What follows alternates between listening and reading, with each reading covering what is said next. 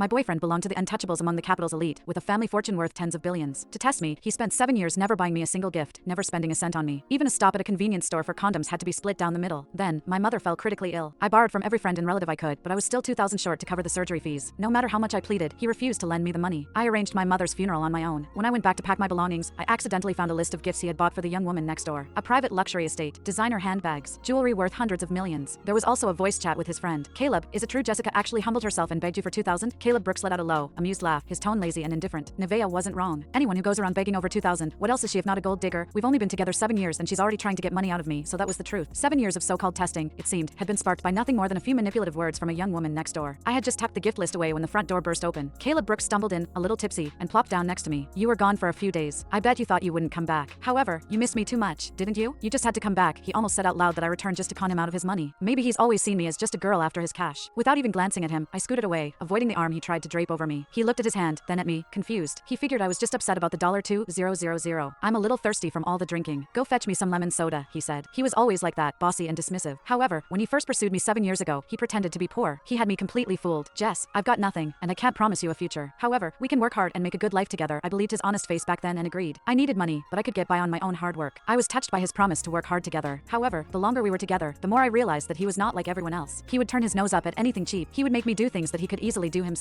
It all clicked when I saw him step out of a fancy car and into a swanky club, treated like a star. That's when I knew our relationship was built on lies. He was always afraid that I was just after his money. Caleb spoke up again, snapping me back to the present. If you need money in the future, just ask me. Don't use your mom's sickness as an excuse. You're not scared of getting what's coming to you, huh? His words seemed so silly to me now. I looked up at him with an icy stare. Would you actually give me the money if I asked? He paused, looking unsure for a moment. However, then, as if proving a point, he gave me a mocking glance. Nevaeh was right. You're only with me for my cash, he said that and sent me a transfer of $1.88 on his phone. The note with the transfer contained 2 words, gold digger. I had been with him for 7 whole years and had not spent a dime of his money. I even gave him gifts on holidays and anniversaries. He took them like he was entitled to them, but he never got me anything in return. He would mockingly ask if I thought it was a man's duty to buy gifts for his girlfriend. That's how he looked at me, like a gold digger. After all, he was an heir with billions to his name. I thought about the gifts he had bought for Nevaeh Smith. I got up to leave, but then there was noise at the door. Nevaeh came in, taking off her coat to reveal a sexy outfit underneath. However, when she saw me, she was startled and quickly put her coat back on. Jess, why are you here? I turned to Caleb. If I'm not mistaken, this is our place, isn't it? Do you give out the password to just anyone and allow them to waltz in whenever they want? Nevaeh looked like I had accused her of the worst crime in the world. She dashed over and plopped down next to Caleb, taking hold of his arm. Caleb, I'm not just some stranger to you, right? I only forgot my house key and needed a place to crash for the night. And think about it, if you didn't agree to split the rent, Jess would be stuck paying it all by herself. Really, Jess is the one who's getting a good deal here. I wondered how many times I had been talked about like this behind my back. Caleb listened and did not think he was in the wrong. In fact, he agreed with Nevaeh. Nevaeh's got a point. I've got my own place, and sharing the rent is just throwing money away. It's no different than paying someone to sleep with you. With that, he whipped out his payment code and shoved it in my face. You don't want people to think you're just after money, do you? Give me back all the rent I've paid for the past 7 years.